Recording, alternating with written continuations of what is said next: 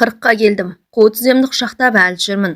Сырықтай болған бойыма, алға ұмсынған кеудеме, дөп-дөңгелек бөксеме, қысқасы өзіме өзім риза болып, өмір сүріп 4-ші ондықтың есігін қағып, өмірдің көбі кетіп аз қалғанын білмей де қалыппын ғой. Енді тағы 40 жасайды дейсің бе? Мен өзі қазір қызбын ба, әйелмін бе? Мен қызбын. Тәніме еркек қолы тимеген ұрғашымын. Әлсін есінеп қойып елегізіп жатқан ол 40-тағы 40 қыз Орынкүл оңашада өзіне өз есеп бере бастады. Көк шыбық кезінде біреуді жақсы көрді, бірақ ол бас бұрмай кетті. Өзі де наздана қарап, күлімсіреп сөйлегенде бері бұрылар ма еді. Бірақ бәрін сезіп біліп тұрып, еркек көрсе қара тастай қатытында қалатын. Алматыдағы дарынды балалар мектебінде оқып жүргенде 10-ші сыныпта бір оқушы бала ерінен шөп еткізіп сүйіп алды. Ернінің сол жері шоқ басқандай қыж-қыж қайнап көпке дейін өзіне өзі келе алмай жүрді. Содан кейін сол баланы жеп көріп кетті. Ол қазір атақты математик, атағы жер жарған академик. Қазір оның сурет бейнесін баспасөздерден көріп, тірі бейнесі теледидар мен интернеттен қылаң еткенде ернін шүйіріп, өшпенділікпен қарайды. Жанының бір бөлшегі солқылдап, тәнін арамдап кеткендей көрінеді. Менің қатарларым шетінен үйлі баранды, ол қыздарын аяқтандырып, ат ойлап той жасап жатыр. Аттестат ала салып атқа қонып үшке бітіре сап, үй болғандар немере сүйіп отыр. Мен сол алгебраның соңына түсіп, жай бөлшекпен AX-ті айналсоқтап жүріп, не есептің түбіне жете алмадым, не өмірден теңімді таба алмадым. Аурухананың жеке бөлмесінде жатқан Орынкүл күйініп кетті. Мұңын шертіп ақтарылайын десе, айналасында ешкім жоқ. Бір бөлмеде бір өзі. Жалғыз адамдық бөлмеге жат жұртта қалғандай жатқызып қойғанын қарашы. Бас жағында томпиған 4 бұрыш тумбочка, үстінде сорайған сарағаш бөтелкесі, қасында бөтелкені күзеткен жалғыз жылтыр стакан. Жалғыздықтың бәрін бір басыма жазып қойған екенде деп, өмірден өтіп кеткен анасын кінәлады. Шешесі қандай болса қызы да сондай. Шешесін көріп қызын ал дейді. Топырақ жамылғанына 10 жылдан асқан анасы өмірі отбасы туралы сөз қозғап, бір басыңды екеу қыл деп айтпапты. Өзі 10 бала туған батыр ана. 10 баланы асырауда оңай деймісің? Тек сырқат жеңіп, көз жұмардан бір апта бұрын басында күзетіп отырғанда, сенің де арығың тартылуға таяу деді күбірлеп. Ол кезде сыбай салтаң жүрісі өзіне ұнайтын. Тіпті баласының боғына тайып жығылып жүрген құрбы құрдастарын көрсе, жирене қарап, өзін солардан екі ел болса да артық санайтын. Сөйтсем, мен ақпай қалған арық секілді суға сусаған сорлы екенмін ғой деп, жаны ауырып, пышаққа түскенде ғана өзінің осы жүрісіне есеп бергендей болып елегізіп жатыр. Бала шаған болса көң құрғатпай артымнан ағылып келіп жатар еді. Кезекпе-кезек басында отырар еді. Пышаққа түскенше 10 күн дайындады. Ең жақын деген 2 жеңгесі, олардың бала шағасы келді. Пышаққа түсіп, ота жасағасын үлкен жеңгесі бір рет бой көрсетті. Содан кейін бір партада отырған сыныптасы келді. Онымен де шер тарқатып сырласқысы келіп еді. Кішкенемді балабақшадан, үлкенімді мектептен алуым керек деп, өпеліктей ұшып қонып тез кетті. Ол айналасындағылардың бәрін кінәлай бастады. Әркім өзі үшін өмір сүреді екен ғой. Кешегі ха-ха күлкі, оңашадағы құйқылжыған әңгіме, тыртыңдап билеген көңілді кештердің бәрі қол бостағы қимыл құбылыс екен. Отау тігіп, от жаққасын әркім өзінше, шығарда жаны бөлек, достарың да бөліктен кете барады екен. Сенің ең жақының неке суын бөліп ұрттаған серігің мен тұла бойыңнан жаралған перзентің екен деп, Орынкүл шекесіне сұқ саусағын ұшын қадап, қиял кемесі орнынан жылжи бергенде, анасының мүләйім даусы құлақ түбінен сызылып, естілгендей болды. Ол да сонда өзі секілді төсек тартып, ыңырсып жатқан. Сонда анасы айтқан жалғыз ауыз сөздің жауабын іздеп өз жанын өзге тергеуге салды. Арығың да тартылуға таяу. 30-дан асса да соған мән бермепті. Енді ойласа, бұл сөз қыз құзырың бітіп, перзент әкелер жолың жабылып, енді қайтып етегіңді көтермейтін саха ел болдың деген сияқты. Ол көшедегі суы тартылып, қаңсып тұрған арықты көз алдына келді. Шөп шалам, өсіп күл қоқыстан көрінбей қалған лас арна жүрегін айнытты. Оның қасындағы сылдырлап су ағып, жыбыр-жыбыр майда толқындар лекіген арық қандай көрікті. Одан аққан су қауындықтағы көк пәлекті көмкеріп, жеміс жидекті құлпыртып, әсіресе есік алдындағы қос түп өрік гүл ашып, жұпар шашқанда дүние өзгеше түрге еніп келетін. Осы көріністің бәрін көз алдынан таса қылып Алматыға кетіп, дарынды балалар мектебінде оқып оны тауысқанда неге жеттім? Оның көз алдындағы тағы да тақтаға бормен жазылған AX2 елестеді. X математикадағы белгісіз мөлшер болса, Мен өмірдегі шешуі жоқ жұмбақпын. Айық жұмбағы көп өмір болса, шекесіндегі екі сан сияқты екеу болып, біреумен қол ұстасқанымда ғой. Сол екі саны мен үшін тек тақтадағы жұмбақ екісінің шекесінде тұрып қалды деп, өкінішіне толы, ойы он саққа бөлінгенде, есікті серпіле ашып, емдеуші дәрігер Орынбай кіріп келді. Жаңағы жан ауыртқан қиял мен әртүрлі елестер сытылып кетіп, айналасы аппақ әлемге малынып, қарсы алдында орта бойлы, дембелше келген ат жақты құс мұрын жігіт тұрды. Қалай Орынкүл қыз деді де, Әй-шайға қарамай, үстін жапқан ақ жайманы сыпырып тастап, қарының ота жасаған жерін алақанымен басты. Осылар, оташылар ятсыз, ең болмаса ішіңді аш деп айтпай ма? Әй-шайға қарамай жамылғыны жұлып алды. Жұрттың бәріне сөйтем екен, әлде тек мен ғана басынам екен? Басы бос, ешкімі жоқ сорайған соқа басы деп басынатын шығар. Алақанын тыртық боп бітіп келе жатқан жараның орнында қойғанда жаны жай тапты. Алақаны қандай ыстық, әлде келерде бірдеңе жағып келеді ме екен? Дәрігерлердің өз заңы бар ғой. Орынкүл жалғыз басты болғасын ба, күдігі соңынан ілесіп жүреді. Әлде сенер ешкім болмай, әр нәрсенің әрісін ойлап үйренгендіктен бе? Қашанда ақиқаттың қасынан күдік іздеу өзіне өзі келіп, кәрі қыз атанғалы бергі дағдысы. 3 күннен кейін шығасың. Шығардан бір күн бұрын айтамын. Бір рет көк дәрі жағамыз. Сосын көк дөнендей бүлкілдейсің деп тез-тез сөйледі де шығып кетті. Жауырыны қандай жалпақ, қолы қандай ыстық, бірақ осы кісінің сөз сарына түсіне алмайды. Әсіресе алғаш алдына барғанда ештеңе қалмай дал болған. Өзінің күн сайын аяғы ауыр әйелдерде іші көтеріліп келеді. Ол бірден неше айлық деді. Бұл жауап бере алмай бұйығып, басын төмен сала берді. Неше айлық деймін? Неше айлығы несі? Мен екі қабат емеспін ғой. Шын ұстап көрді де, ешқандай демалған белгі білінбейді. Басқа жағын демалып тұр. Ол да шаршаған дегенде, өң жүзі алаулап, жерге кіріп кете жаздады. Анализ тапсыр деп, тілдей қағазға бірнеше жолдама жазып берді. Соңынан рентгенге түстеп тағы да, бір белінде қызыл жолағы бар, айрықша қағазға шимайлап қолын қойды. Сөйтсе, бұл жатырды тексеретін ерекше жолдама екен. Бәрін бітіргесін қайтып кел. Шүпірлеген қағаз ұстап бөлмеден шықты. Қандай ұятсыз дөрекі адам деп жек көріп шыққанымен қазір ғана қасынан кеткенде шамалы тұра тұрғанда ғой деген бір әулекті сезім әуреге сала бастады. Сол кездері бетінен басып, ағаларының үйіне бара алмай қалды. Іші көтерілген көрген жұрт некесіз буаз болды деп біреуі болмағанмен, біреуі сайық-мазақ күлкіге салып, сан құбылтары сөзсіз. Үлкен жеңгесі оңашада, аяғың ауыр емес пе деп таң қалып, әрі қайсар қайын сіңілісінің табиғатына жат қылықты жақпай қалам ба деп жалтақтап сұрап еді. Жұрттың бәрі солай ойлайды, білмеймін. Өзімнен өз көтеріліп барады деді төмен қарап. Содан жеңгесі аяқ астынан бәйек боп жан-жаққа телефон шалып, біреу арқылы осы дәрігерді тауып берді. Сол жол тілінен де қолынан да келетін жанашыр жеңгесіне наз айтты. Осы жасқа келгенше жігітің бар ма деп сұрамадың деді, жанарын төңкере қаларап. Ол болса, қыз-ау, сені туған сіңілімдей көрдім, көбіне Алматыда жүрдің. Жігіт деген ас түсіңе түсіп жүрген жоқ па? Айтпады дейсің. Апам ғой бізді осылай артық сөз айтпауға үйреткен деп, қайын енесін кінәлап, сөйлегенде сөз алдында аузы ауыр көзімен томаға тұйық отыратын анасы көлең етті. Содан аты жөні жазылған қағазды қолына ұстатып алабұртып көргенде, адамды осы оташы Орынбай Айтуаров еді. Жұрттың бәрі қолы жеңілдеп, кәсіби шеберлігіне тәнті екен. Тіпті ауруханада жатып 10 күнде байқағаны, осындағы төмен етектілердің бәрі оны көрсе басын иіп бәйек бола қалады. Ақжелең жамылған кәсіби дәрігердің де, инесін денеңе қадап, дәрі қытқан медбикелердің де бұл дегеніне ерекше бір ынтық сезіммен елпелектеп қалады. Тіпті еден жуушы ең төменгі қызметкерлер де қарап жүрмей, қызыл ернін жыбырлатып іштей қызыққан көңілдерін білдіріп жүреді. Оның адами қасиеттерін, пышақты бағындырған кәсіби шеберлігін бәрі мойындап, бір-біріне жарыс айтқанда ауыздарынан су тамады. Орынкүлге жасаған жақсылығы да бір басына жетіп артылады. Ешқандай дәрі сатып алған жоқ. Әйтпесе кісі жанынан басқаның бәрі, сатулы заманда дәрі-дәрмектің бәрі аурудың мойнында, бала шағасының аузынан жырып, шыбын жан үшін шырылдап шипа іздегендер қаншама. Өзін неге жеке бөлмеге жатқызды?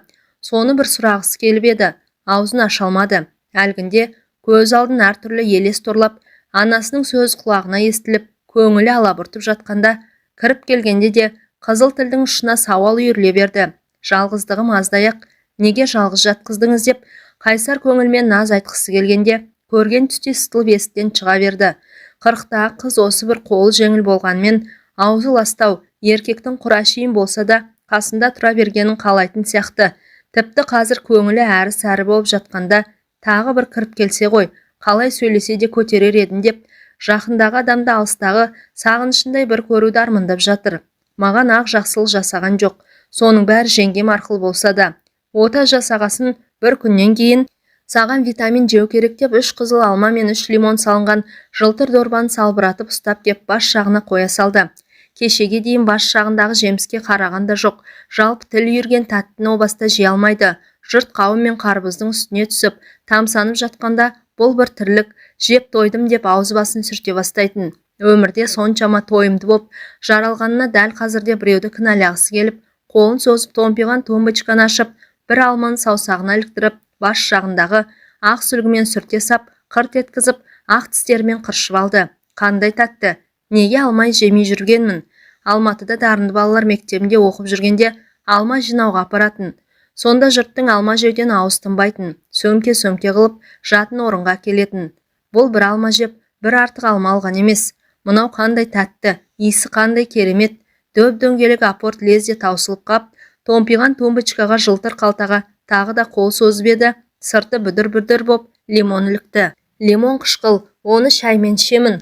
Орынбай ағай бір нәрседе жемеймін деп тағы бір алманы алып, асыға қырт еткізгенде маржандай тісі майдалана кесіп түсті. Бұл да тәтті екен. Қазір Орынбай ағай әкелген лимонмен шай ішемін. Ол жаймен кереуеттен көтерілді. Іші төмен түсіп, бұрынғы сыптай қалпына келіпті. Бұл жатыр түтікшелерін қаптаған сарсу, содан ісік пайда болған. Бұны сылып тастаймыз деген Орынбайдың даусы құлағына келді. Сөз бұйдайға салмай сылып тастады. Бұл неден пайда болған кесел деп, ота жасардан бір күн бұрын қасына келіп, көңіл күйін білгенде сұрап қалды. Бұл табиғи қажеттілік бұзылғаннан болады. Түсіндің бе? Жоқ деп есеп шығарғандай нақты айтты. Әйелдік міндетіңді уақытылы орындамағаннан болады. Тағы да төмен қарады. Бұл кісі менің қыз екенімді білмей ме? Әрине білмейді. Мен де бір деп өзін-өзі кінәлады да, не де болса, ағам мен жеңгемнің алдына ішім көтерілмей тезірек жетсем екен деп асықты.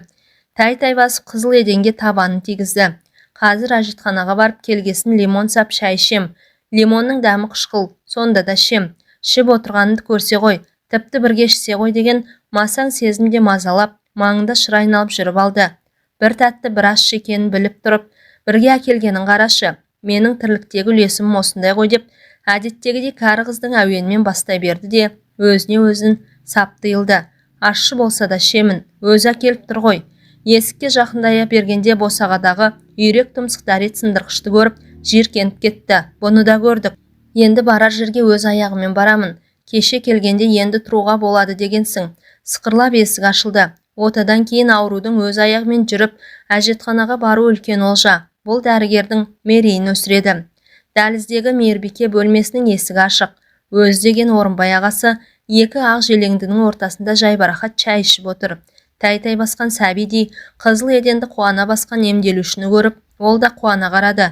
Бүгін тай-тай бассаң ертең аяғыңды көтересің деп, бұған қарап айтқан дөрекі сөзі зыңдап, құлақ түбінен өткен кезде оны қасындағылардан қызғанып кетті.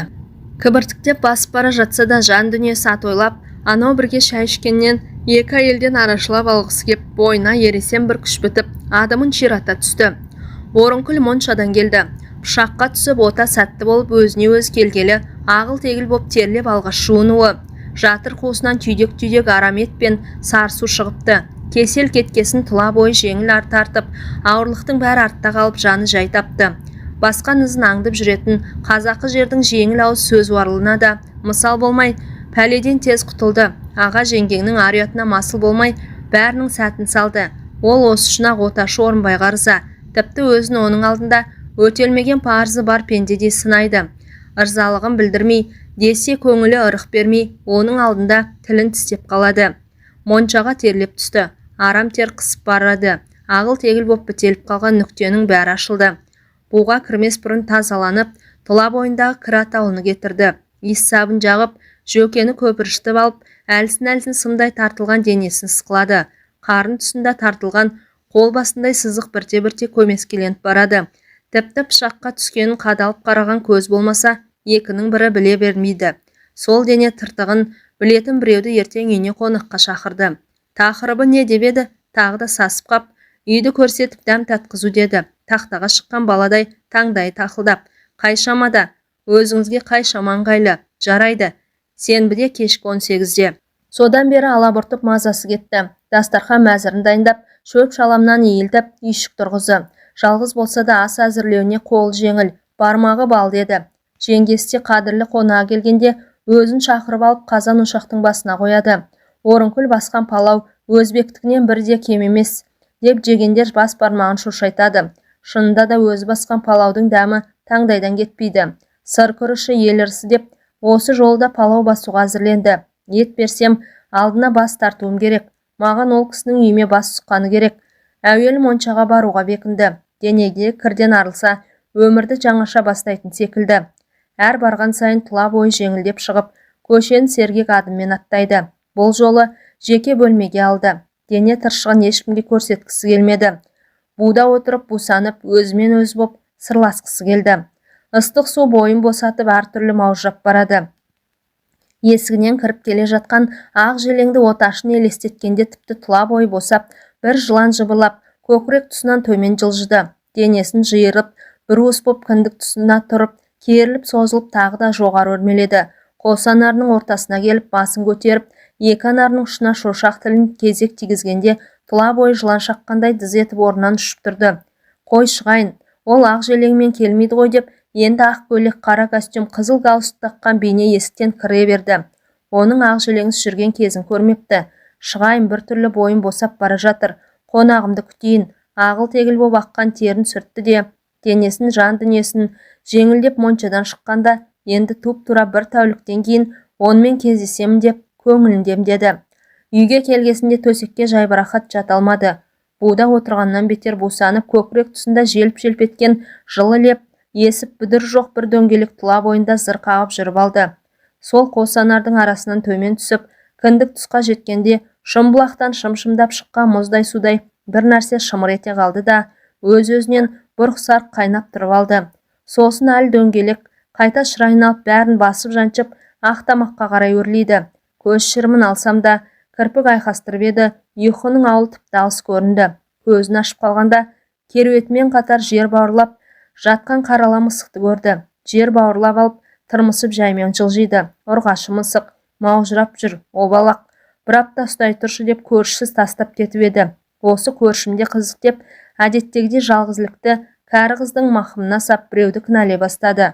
Өзі үбірлі-шүбірлі, өзінің бір аяғы ақсақ, комбайн айдап жүргенде байқаусызда мертіктіріп, кесіп тастап темір аяқ салған. Өзінің 8 баласы бар, қыдырудан қолы тимейді. Ақсақ болса да менен бақытты.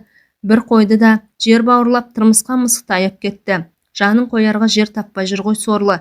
Бір аптадан кейін келем деп еді, бір басында бірнеше үй бар. Осы үйді де ардагер ретінде атын атап тұрып әкімшілік берген. Қыздары кезек тұрады, көбіне бос. Мына мысыққа обал, бұны неге ауылға апарып тастамайды екен? Келгесін айтамын деді де, бір ой төбе құйқасын тағы да шым еткізді. Тышқан ауласын деп тастап кеткем деген ашық көңіл әйелдің нақты жауабы құлақ түбінен саңқ етіп, ойының быт-шытын шығарды. Ақсақ болса да сол менен бақытты. Лездемде келген тағы бір тосын ой көңіл қаяумен 62 тамырды тырналаған тікенді суырып алып кетті. Ертең оташы Орынбай Айтуаровпен кездесем, ол менің үйіме келеді деп, өзін-өз төмен етектілердің ішіндегі ең ілкімдісі санады. Бойында бір шалттықпен ұшып тұрды да, ас үйге кіріп сәбіз аршуға кірісті. Үп-шүкір қоңырқай сәбізді пышақпен қырып, жұмырлап жалаңаштап отырып, бұл дүниеде дегені болған біреу болса, мен шығармын деп, өзін-өзі көкке алып ұшты. Оның келуіне бір тәуліктен де аз уақыт қалды. Есіктен кіріп келе жатқанда қалай қарсалар екенмін деп, бір ой санасына тақ еткенде, сабы жуан шүкір пышақ қолынан түсіп, резеңке еденге гірш ете қалды. Қызыл сәбізді алақанына қысып ұстап қалған Орынкүл мен осы қайда тұрмын деп қобалжыған көңілін басу үшін бір жұтым суды сіміріп сап, теңселіп тұрған пышақты жұлып алып, жалт етіп сыртқы есік жаққа қарады. Қона жатуға бола ма дегенде Орынкүл сасып қалды. Қонақпен қосылып ішкен 100 грамм коньяк тұла бойында арлы-берлі жүгіріп, жүрегі қатты дүрсілдей бастады. Алмас қылыштың үстінде отырғанда ойымды қалай дөң бастыңыз деп, көзін төңкеріп бір қарағанда, енді бір 100 граммнан алып қояйық, сосын төсек сал деді қонағы. Орынкүл қонаға құйған Коньякты жартылай ішті де, асып-сасып рюмкені қойғанда оны су толы маңғаз фужермен соғыстырып алды. Бұл кісі мені қыз емес деп отыр ғой. Мен қызбын, 40-қа келсем де қызбын деп, қызу көңілмен іштей қайталап, ыдыс-аяқты жинауға кірісті. Қонағы балконда тұрып түнгі қаланың ызғарлы желін жұтты. Төстекті салып болып диванда отырған қонағының қасына кеп, дайын деді. Берілген тапсырманы тап-тұйнақтай ғып орындап, жақсы сөз күткен оқушыдай емексіп. Бұл оның балала күннен бергі дағдысы. Сен өте ұқыпты әйелсің, ұқыпты есепшісің деді, қолын созып өзіне қарай тартып. Иықтасып отырғаннан кейін, неге осы кезге дейін бас есепші болмай жүрсің? Әйелсің деген сөз тағы да шаншудай қадалды. Мен қызбын, 40-қа келсем де қызбын деп ішінен әлденеше қайталады да, сауалына қызу көңілмен жұлқына жауап берді. Бас есепшілікті қайтем, ол қай басыма керек? Физмат мектебін 5-ке, институтты Қызылға бітіргенде жетпегенім бас есепшілік пе? Кімді асырай алмай жүрмін? Таусылма, пессимист болма деп, ол қараңғы бөлмеге қарай жеңінен тартты. Қыз ілесе берді. Қорқып тұрсың ба? Не болды сонша еркек көрмегендей? Ол дір-дір еткен бәденді қыздың шашынан сипады. Орынбай аға, мен 40-қа келсем де қызбын. Ертек айтпаңдар шосы. Біздегілер де шетінен ертекші дегенде, көз алдын ауруханадағы ақ желеңді үлкен кіші әйелдер кес-кестей бергенде, жан дүниесі біз сұғып алғандай шым ете қалды. Іле-шала қыздың жан даусы шықты. Тәні ауырғанмен жан рахат тілеп жатыр. Пышаққа да түсті, ақыры сәтті болды. Енді соның бәрін артқа қалдырып жаны жай тауып, дүниеге тоят сезіммен қарасам дегендей іңкәрлік бар. Арығың әлі тарылмаған екен ғой, 40-қа келсең де. Осы сөзді екінші рет естіп отыр. Алғаш анасының аузынан шыққанда таң қалып еді. Енді қайдағы бір еркек түн жамылып тұрып тағы да айтты. Ол жуынуға кеткенде Орынкүл әлі толық жиналмаған дастарханнан 100 грамм коньякты сіміре салып, жылдан басып келіп, менің жаным сізбен болғанды қалайды, деп ебелек қағып қараңғы бөлмеде ербең етті. Етегі лас кездегі әйел еркекке өтініш айтпайды, кел сонда да деп жеркене сөйлегендей болды. Қыз дәуренмен қош айтысқандай қолындағы даусы құраққа шықты. 40-қа келгенде естілген жан даусына біреудің пердесін өз қолымен ашқан пенде де сене алмай тұр. Жан дауыс шығып, ыңырсып ыңыранып жатқан әйел түсініксіз бір сөз естіді. Менің моншағым қалай екен?